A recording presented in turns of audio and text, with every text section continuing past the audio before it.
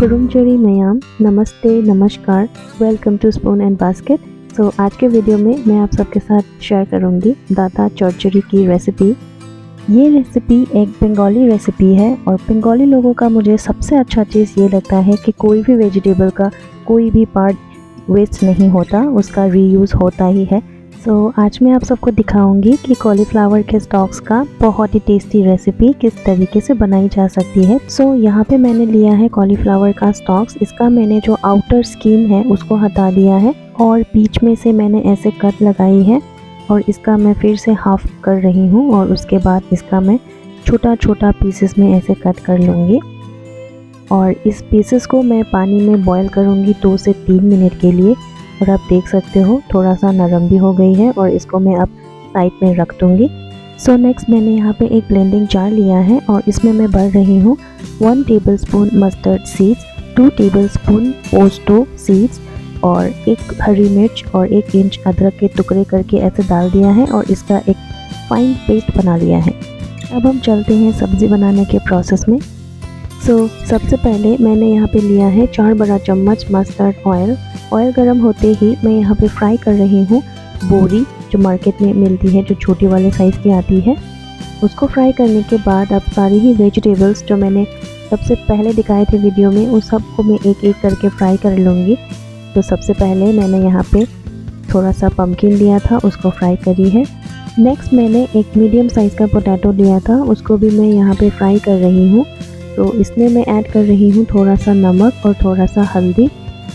सब्जियों को आप बिना फ्राई करे डायरेक्टली भी बना सकते हो, बट अगर ऐसे थोड़ा सा फ्राई की जाती है ना पहले, तो सब्ज़ी का स्वाद जो है वो दुगना हो जाता है, वो और भी ज़्यादा टेस्टी बनती है। मैं ऐसे फ्राई कर लेना प्रेफर करती हूँ। नेक्स्ट मैं यहाँ पे ऐड कर रही हूँ बैंगन। इसका मैंने सिर्फ हाफ पार्ट लिया है, तो इसको भी मैं इस तरीके से थोड़ा सा रेडिश कलर आने तक फ्राई कर लूँगी। अब नेक्स्ट चलते हैं सब्ज़ी बनाने के प्रोसेस में। उसी ऑयल में मैं यहाँ पे ऐड कर रही हूँ हाफ टी स्पून कलौंजी 3 सूखी लाल मिर्च के साथ, और यहाँ पे मैं ऐड कर रही हूँ थोड़ा सा बीन्स और थोड़ा सा स्वर्ड बीन, इसको सीम भी बोलते हैं बंगाली में। इन दोनों को अब मैं 1 से 1.5 मिनट के लिए अच्छी तरीके से तेल में फ्राई कर लूँगी।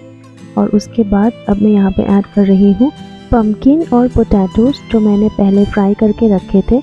मिक्स कर लेंगे अच्छे से और इसको ढक्कन ढक के 1 से 2 मिनट के लिए फिर से पकने के लिए छोड़ देंगे। और ढक्कन खोलने के बाद मैं यहाँ पे ऐड कर रही हूँ कॉलीफ्लावर के स्टॉक्स या फिर डाटा। मिक्स कर लेंगे अच्छे से। अब हम यहाँ पर ऐड कर देंगे सूखे मसाले।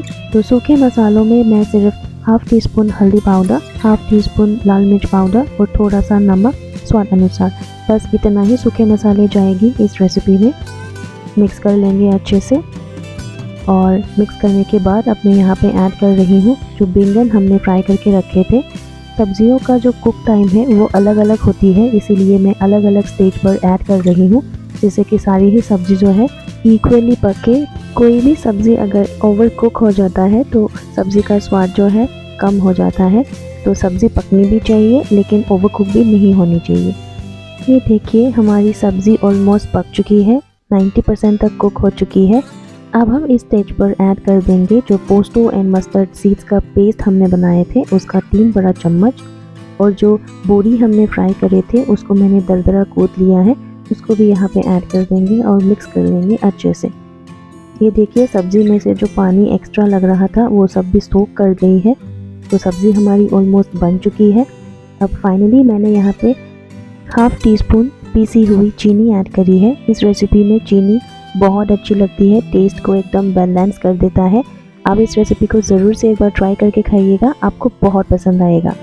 रेसिपी अच्छी लगी हो तो वीडियो को लाइक ज़रूर से करिएगा, शेयर करिएगा फैमिली एंड फ्रेंड्स के साथ। मैं मिलती हूँ आपसे मेरे नेक्स्ट वीडियो में विद अनदर इंटरेस्टिंग वीडियो।